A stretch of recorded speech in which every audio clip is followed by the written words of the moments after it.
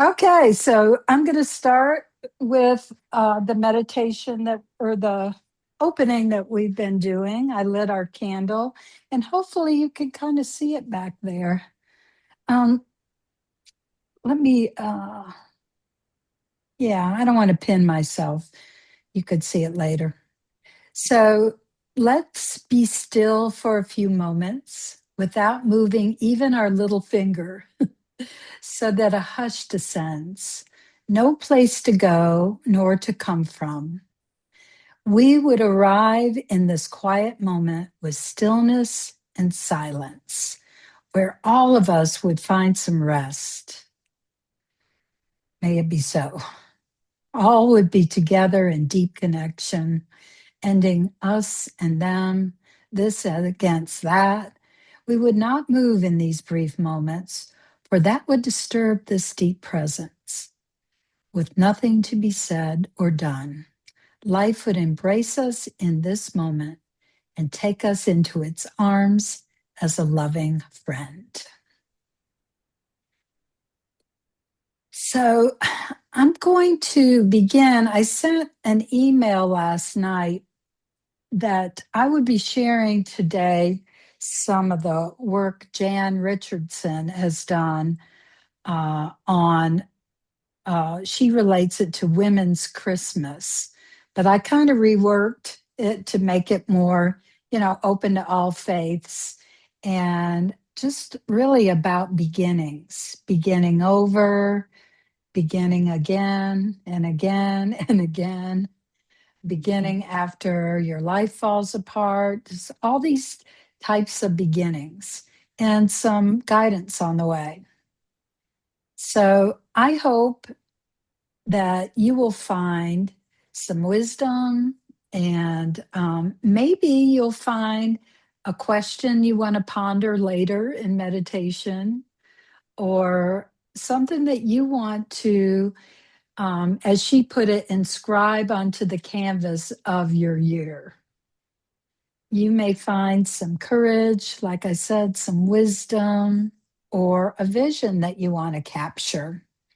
And she's an artist, so I have downloaded a couple of her collages that she's done as her visions. A little background about Jan. Um, Let me stop share a minute so I could see everybody, except so they're not in a little box. So Jan is an ordained Unitarian, not Unitarian, United Methodist minister, but her ministry is community ministry.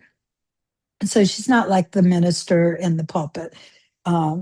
She's a community minister, which makes her very, I think, accessible to all, you know, believers and non-believers alike. She's a beautiful human being, an artist.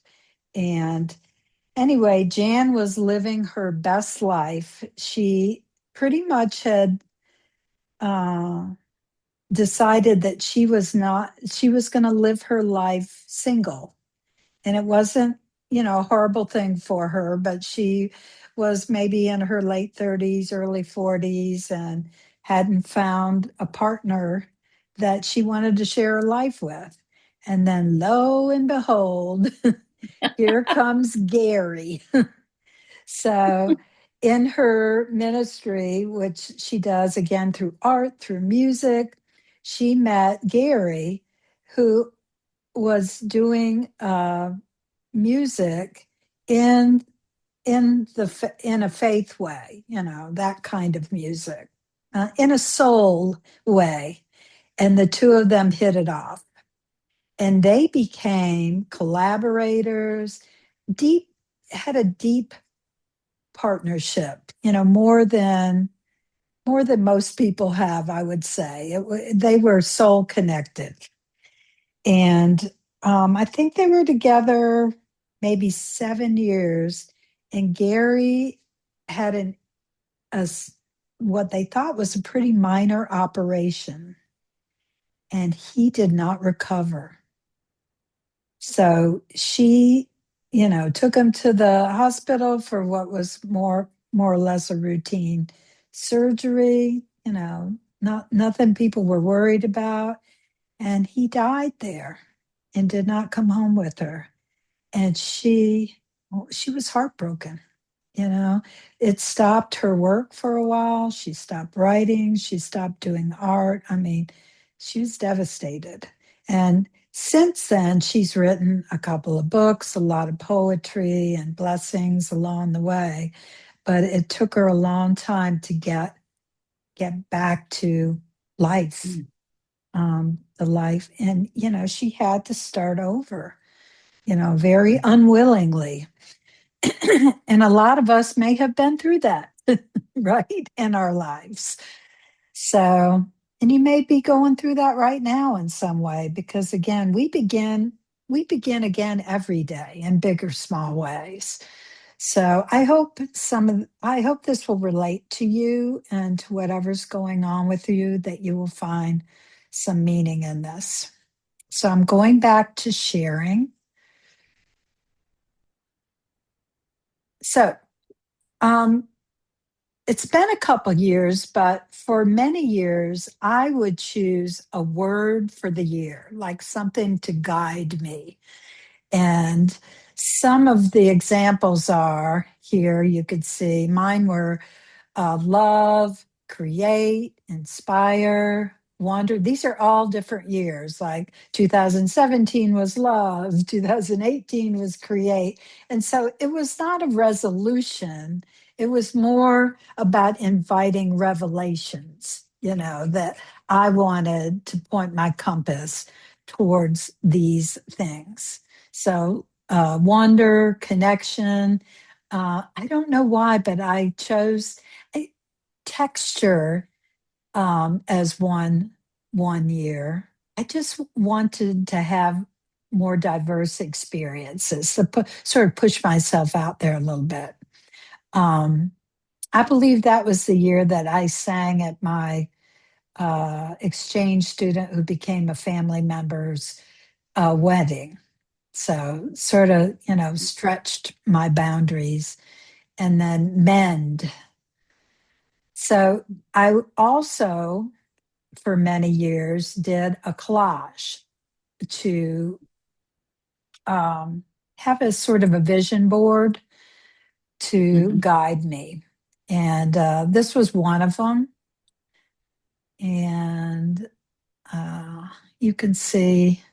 So after we do, I'm going to do this. These sessions for the next at least two sessions, but you may decide you'd want to do something like this or a small collage. Um, Here's one that I did. I wrote a manifesto. So I think I've told you a million times that I have been interested in aging with purpose for at least 15 years and how that works, you know. So I wrote this little manifesto: shine your light on the path, focus on what matters. I wrote aging is living because, aging is not the end. We're all aging at every age. So it's not the end of the path when you say, wow, I'm getting older. It's a beginning. Each one, teach one, change opens possibilities, connect to your best self, begin again and again and again. So that's that. And then my collages have gotten much smaller. This is a page in my journal where I just love this saying, what we practice, we become. What we talk about, we become. What we do, we become, because it's how we're spending our life. So, anyway, you may be inspired to do one of those things or pick a word, or you may find a phrase or a little snippet of wisdom that you want to jot down or talk about with the group. So, that's where we're first going to turn our minds, okay, to I'm going to read this poem, and maybe something in here will stand out for you. Those stars that turn in us, I do not know how to keep it all together, or by what patterns this world might finally hold. What I know is that our hearts are bigger than this sky that wheels above us. And what shines through all this darkness shines through us, setting every shattered thing into a new constellation. And we can turn our faces to that light, to the grace of those stars that turn in us. So along the way, you'll feel this artist, Jan's transition, her transformation through this poetry, where she goes from, being really confused to finding a path for herself, and then eventual transformation. So, anything in this poem or blessing that stands out for you?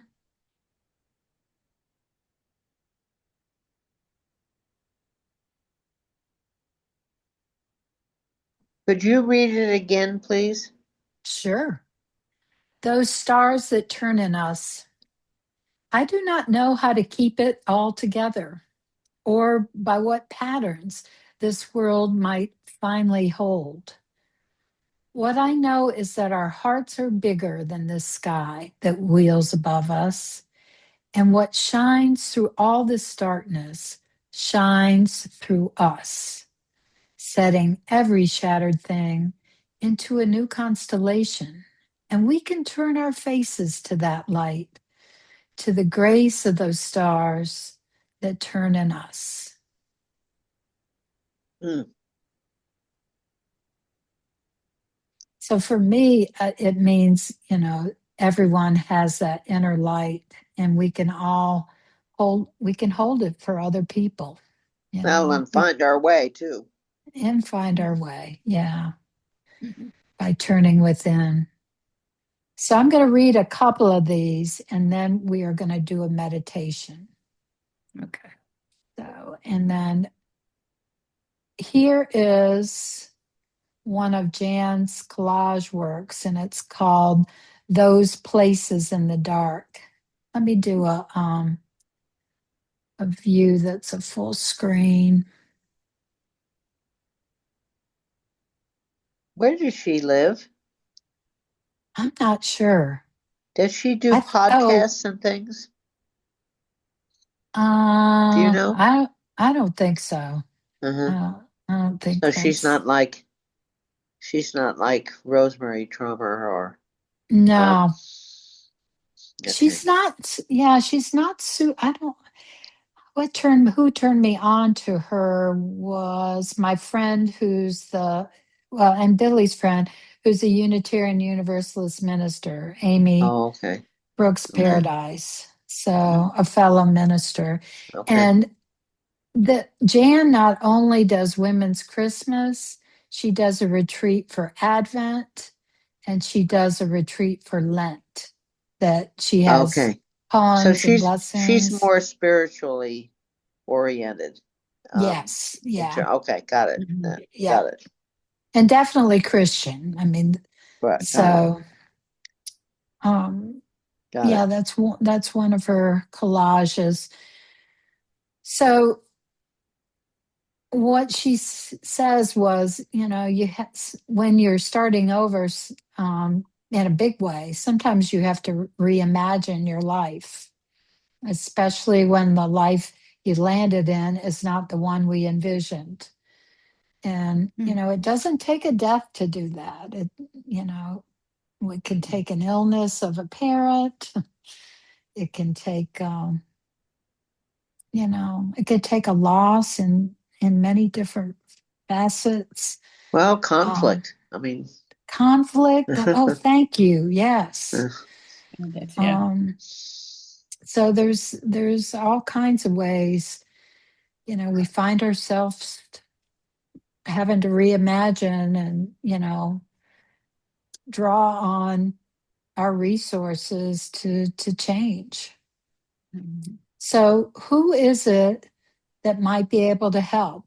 That's one of the things we're going to reflect on in our meditation.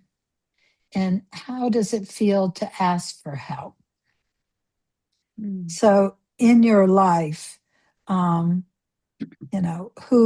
do you go to for help, and what's that feel like? So I don't think we all need to mute because there are only 4 of us, unless you anticipate dog barking. I'm going to just ask you to get in, a seated position that you like for meditation. And I'm going to read first this blessing called the Blessing of the Gate. And then we'll spend about 10 minutes in silent meditation. Press your hand to this blessing here along the side where you can feel its seam. Follow the seam, and you will find the hinges on which this blessing turns. Feel how your fingers catch on them, top, bottom, the slightest pressure sending the gate gliding open into a glad welcome. Wait, did I say press your hand to this blessing? What I meant was press your hand to your heart. Rest it over that place in your chest that has grown closed and tight, where the rust, with its talent for making decay look artful, has bitten into what you once held dear. Breathe, breathe deep. Press on the knot and feel how it begins to give away, turning upon the hinge of your heart. Notice how it opens wide and wider still as you exhale, spilling you out into a realm where you never dreamed to go, but cannot now imagine living this life without.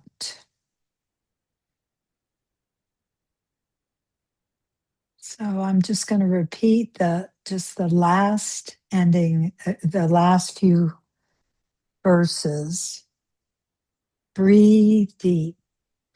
And so for us sitting here in our chair, maybe you want to put your hand on your chest, your belly, or just rest your hands on your legs.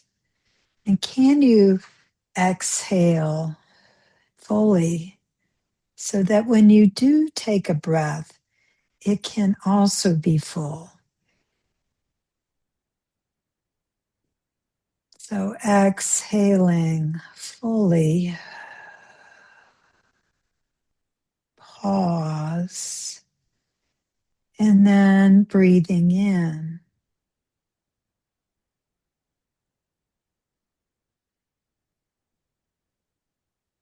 And perhaps if you do have your hand on your body, pressing onto the knot of tension, of worry, of whatever you want to name it.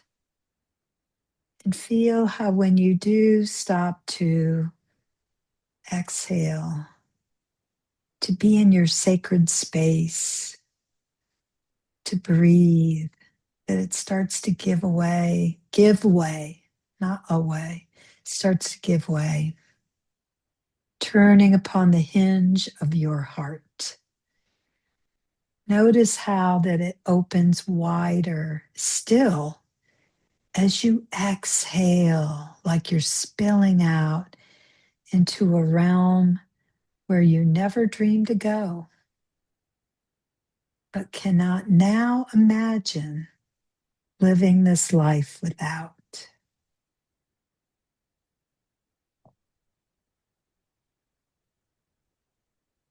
So perhaps you want to bring your awareness to all the way down to where your feet are pressing into ultimately the earth. And then feel into your feet and let your feet get heavy.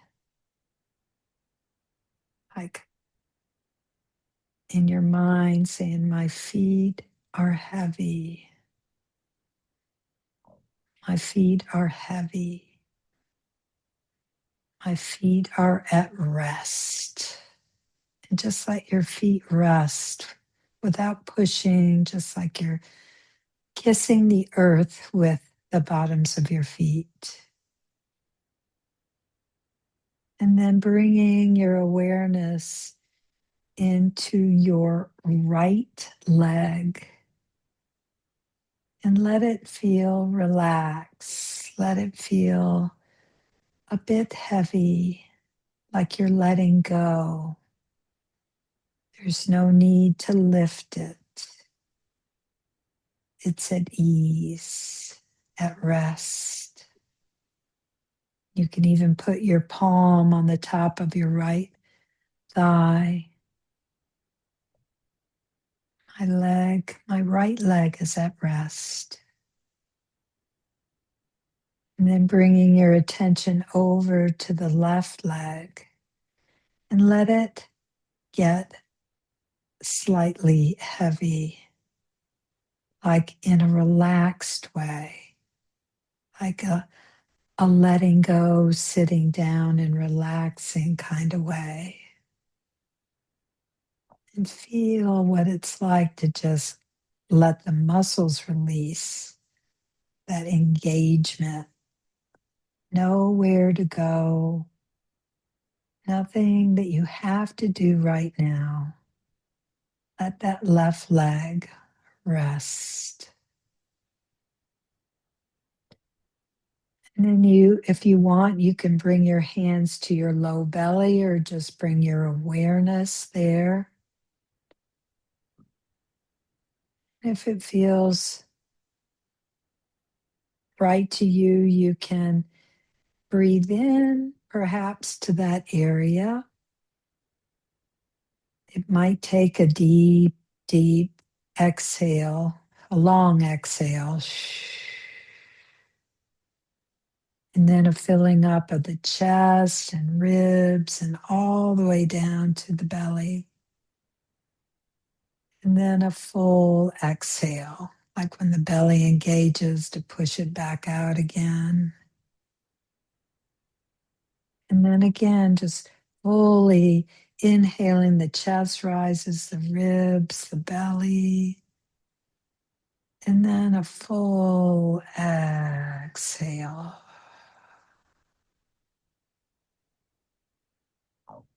Feeling what it's like to just let go in the abdomen, the belly, that area.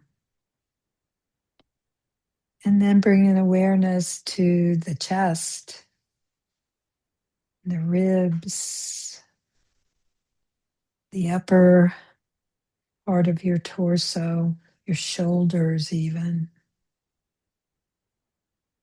So feel what it's like to breathe and then let go in the chest.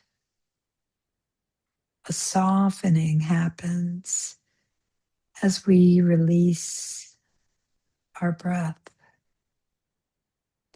And you could just feel the breath move organically. No need to control it. But notice your exhales as a way of lightening your soul in a sense, the weight you hold, letting it release. And then bringing awareness to the right arm. And let it rest, let the fingers just loosen up. You can feel from the shoulder, maybe even moving the shoulder a little bit, and down the biceps, the forearm, down into the palm of your hand and your fingers. Just releasing your arm, letting it rest. And then move your mind's eye to the other arm, from the shoulder, letting go, coming away from the ear, the biceps, the triceps, your forearm, the palm of your hand, softening, your fingers softening.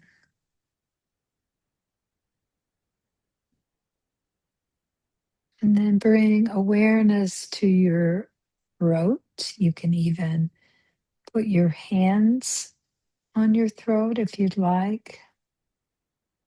And maybe just make a slight humming sound, just inhaling and press your lips together.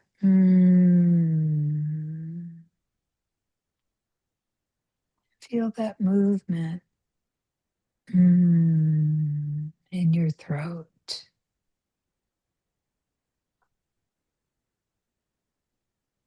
This area where we speak our truth.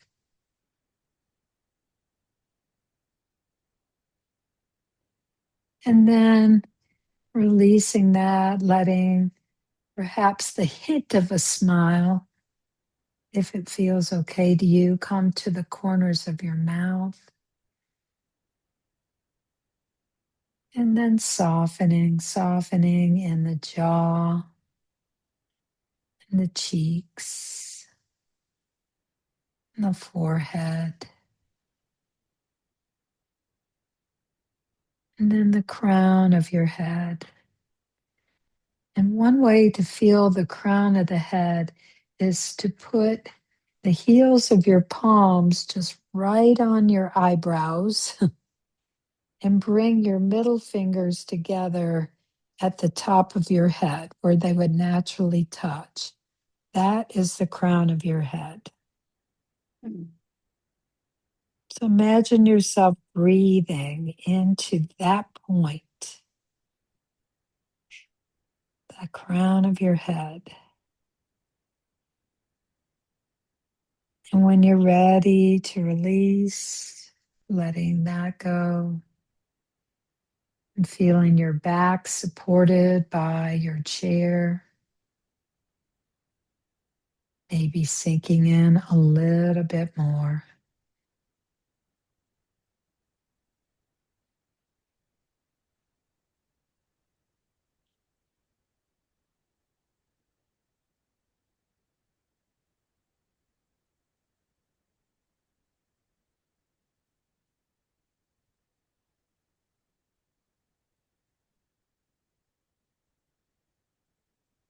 So as we make a change, a small or a big one, a change in the direction of our path, where do you go for resources?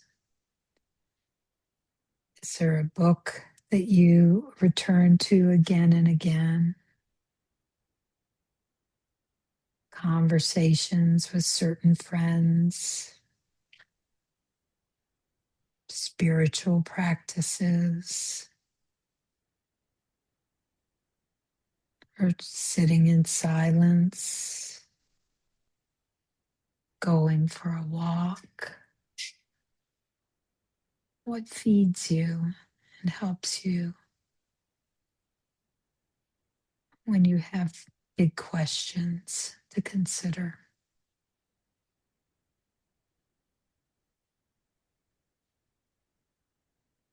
And then I'll read the end of this blessing again.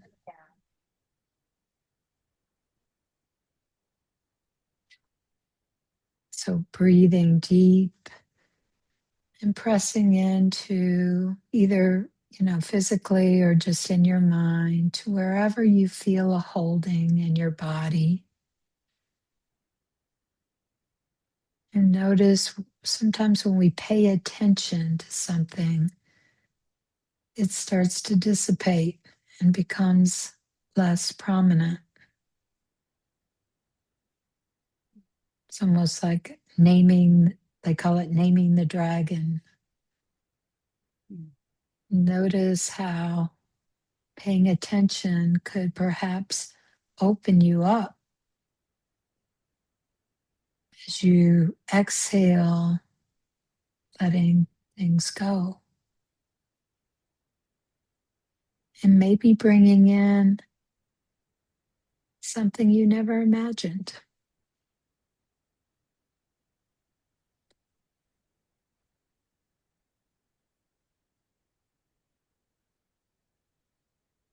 So we're in this waiting, preparation, discernment portion of this little mini retreat. I'm going to ask you to bring your hands together and we'll just end this meditation. Namaste. Namaste. And I'm going to move on to this blessing when the world is ending. Now, I could say this for sure that if you've lived at least into your 60s, you've had a point in your life where you felt like the world was ending. Some of us may feel that way right now. You know, there's there's a lot of chaos around us right now. But this isn't a poem that's, meant to be trite, but it is a reminder to say, there are endings all the time, for people all over the world. So here it is. Blessing when the world is ending. Look, the world is always ending somewhere. Somewhere the sun has come crashing down. Somewhere it has gone completely dark. Somewhere it has ended with the gun, the knife, the fist. Somewhere it has ended with the slammed door, shattered hope. Somewhere it has ended with the utter quiet that follows the news from the phone, the television, the hospital room. Somewhere it has ended with a tenderness that will break your heart. But listen, this blessing means to be anything but morose. It has not come to cause despair. It is simply here because there is nothing a blessing is better suited for than an ending. Nothing that cries out more for a blessing than when a world is falling apart. This blessing won't fix you, mend you, give you false comfort. It will not talk to you about the one door opening and another one closing. It will simply sit itself beside you among the shards and gently turn your face toward the direction from which the light will come, gathering itself about you as the world begins again. Has anybody been the victim of those trite sayings like, Yes. he's in a better place, or this too shall pass, it'll get better Right. soon, blah, blah, blah, blah. There's a lot of things that we say to comfort each other that sometimes may not be well received. Lori, just when you read that part about turn your face toward the direction from which the light will come, Yes, through my kitchen window, the sun just started shining right right at that on you. moment. Oh, well, that sort of breaks my heart a little in a tender way. Oh, So, wow. yeah, did anybody, um, find something in this last blessing that called out to them.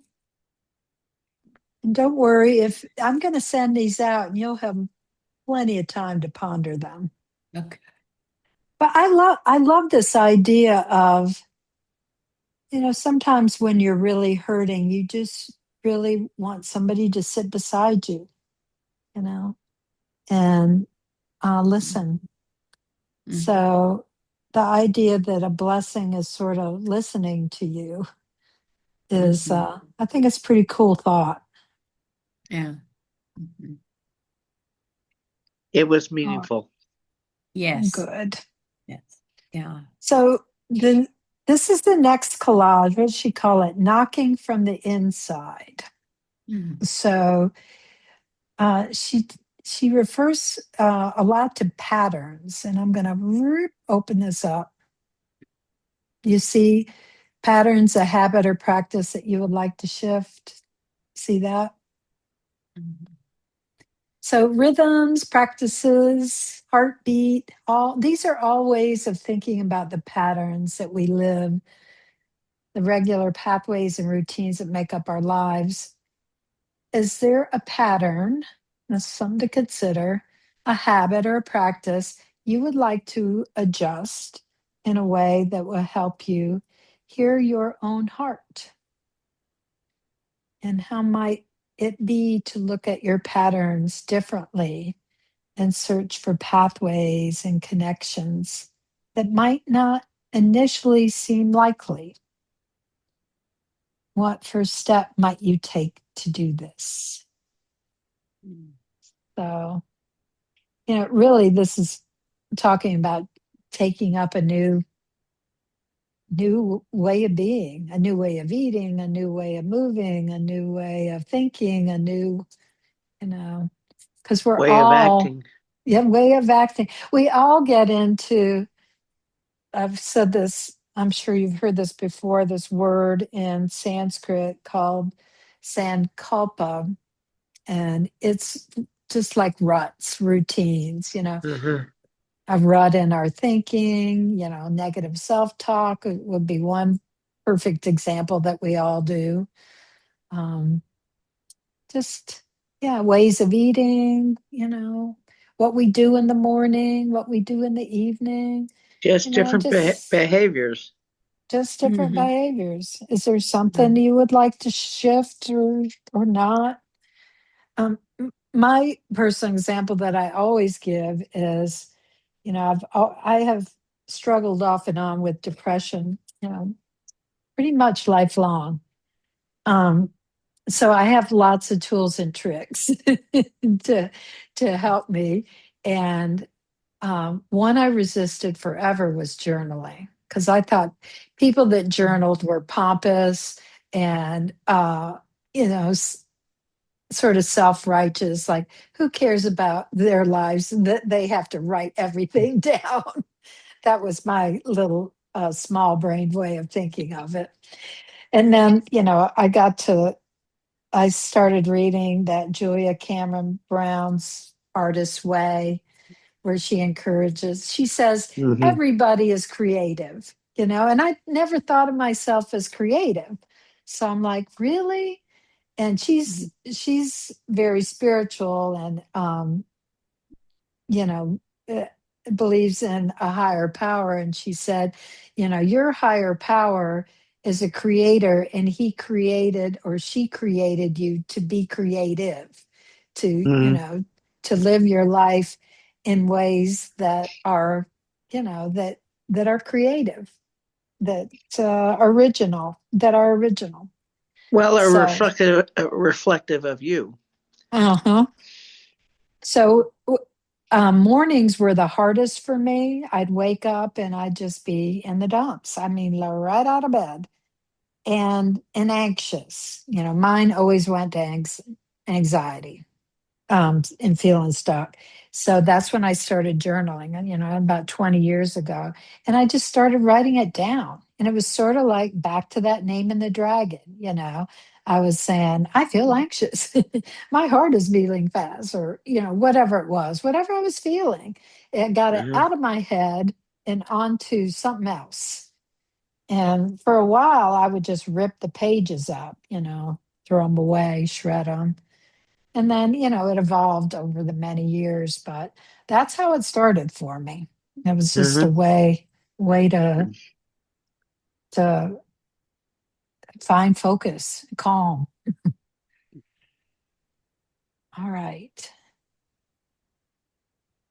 And I'm going to be mindful of this time. All right. And then I'm going to do one more and then we will do our last meditation. So, blessing in the chaos.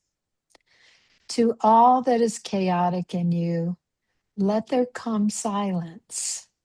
Let there be a calming of the clamoring, a stilling of the voices that have laid their claim on you, that have made their home in you, that go with you even to the holy places and will not let you rest, will not let you hear your life with wholeness or feel the grace that has fashioned you. Let what divides you cease. Let there come an end to what diminishes and demeans, and let depart all that keeps you in its cage. Let it go for at least for this next meditation. Let there be an opening into the quiet that lies beneath the chaos, where you find the peace you did not think possible and see what shimmers within the storm. So, again, just moving into a quiet, reflective time.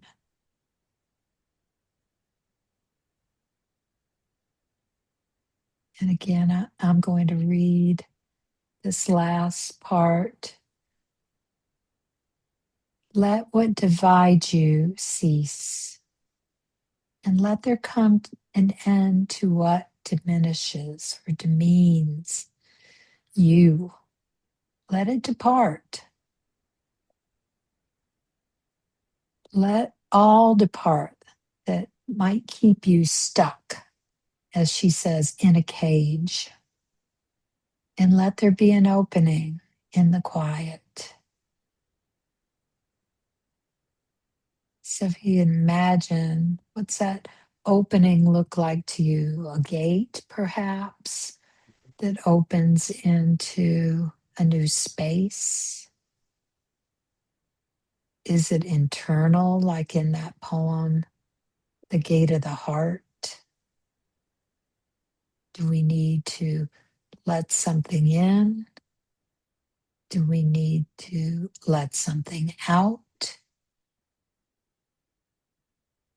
So let there be an opening into the quiet that lies beneath the chaos, where you find peace, the peace you did not think possible, and see what shimmers within the storm. So if you can imagine yourself opening a gate to a place maybe where you have been before, a place of solitude, quiet, a place of wonder, place in nature, or it could be just your comfy chair, the most comfy chair in your house. You know? And when you sit in this chair, there's sort of something that happens this within you, like almost like a signal to your body, to relax. Or your mind, your brain actually can go into what's called that default mode, that mode of daydreaming. It's a mode where of creativity.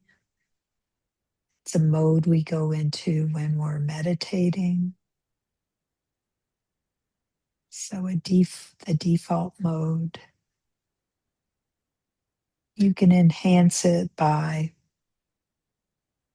paying attention to your breath,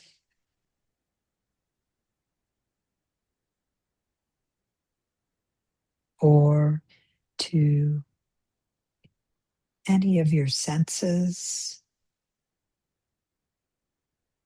touch, sound, sight.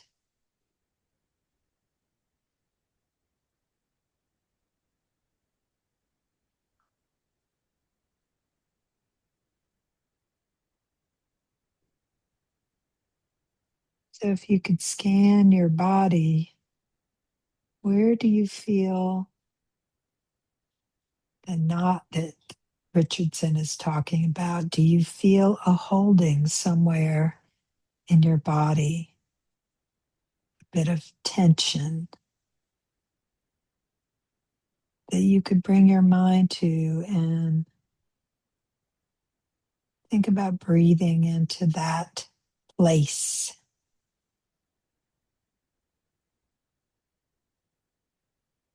So as you sit in your place of renewal,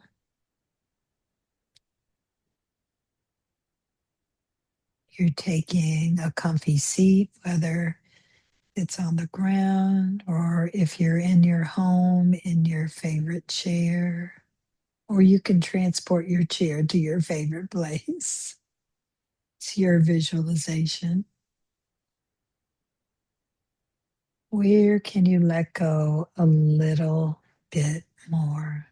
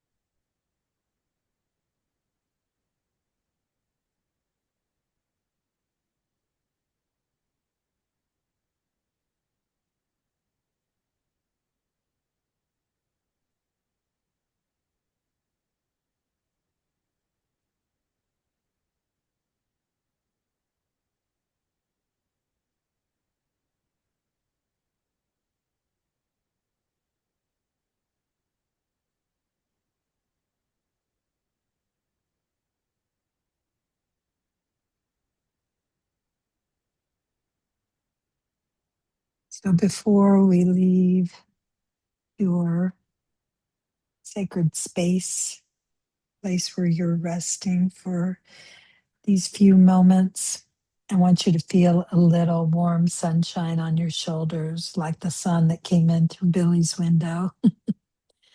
Sunshine on my shoulders makes me happy.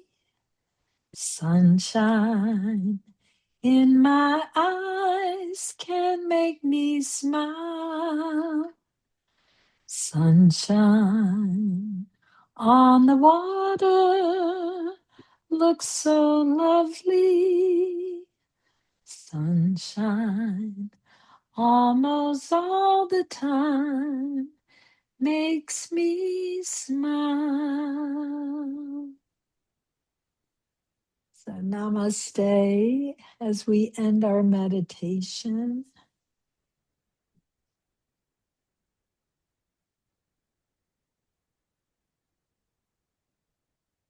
So, I hope you enjoyed that last one. And yeah, I'll send you these little blessings out and let me know what you think. Bye.